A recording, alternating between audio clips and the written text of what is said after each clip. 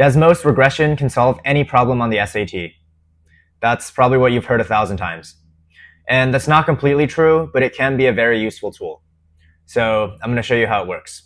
So you're taking the SAT and you see a hard difficulty math question.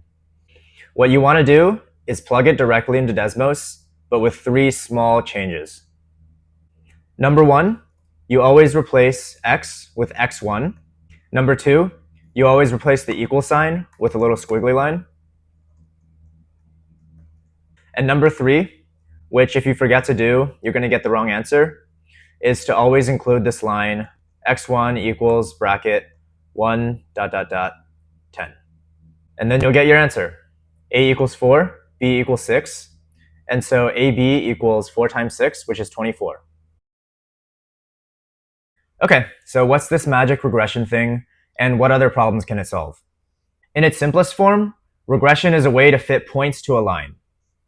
So what's the equation for a line? Right, y equals mx plus b. This is pretty cool because as I change m and b, I can get whatever line I want. M is the slope, so as we change it, the line rotates. And b is the y-intercept, so as we change it, the line shifts up and down. Now let's add some points. So now I have these 3 points here, and regression is this magic box where I can give it these 3 points and be like, give me the line that fits these points the best that it can. So what's the line, y equals mx plus b, that fits these 3 points the best that it can? Well, you can see visually, it would just be a line that's straightforward. But DESMOS has this regression magic box that does it for you. And we call the magic box by changing the equal sign to a squiggly line and changing x and y to x1 and y1. Okay, so that was easy, but what if this point became 10, 0 instead? And now maybe you can visually see there's not going to be a line that passes through all of these, right? So make a guess at what happens when I run the regression. It turns out that this is the line it gave. And it doesn't seem very good, but it's the best that a line can do. Now this is linear regression, and DESMOS regression is actually more advanced, where you don't have to give it a line, but you can give it any sort of function, and DESMOS will return the closest possible result. So what's the equation for a quadratic? It's going to be this. And we can do a similar thing where we move a, b, and c and get any possible quadratic. DESMOS regression is again this magic box where you can give it the set of points and ask it, what's the best possible quadratic out of all the different possible values of a, b, and c that fits these 3 points the best? And you can probably visualize the quadratic's going to go like this. So we summon this magic box by using the squiggly line and changing all these values. And DESMOS gives us the answer. The graph is y equals negative 0.2 x squared plus 2x plus 0, which exactly fits these points. So whenever you have a set of points and you want to fit some sort of function to it, you can summon the magic regression box, such as these SAT questions. Now you might be a little bit confused because in the first question we didn't have a set of points. We had 2 expressions that were supposed to be equal to each other.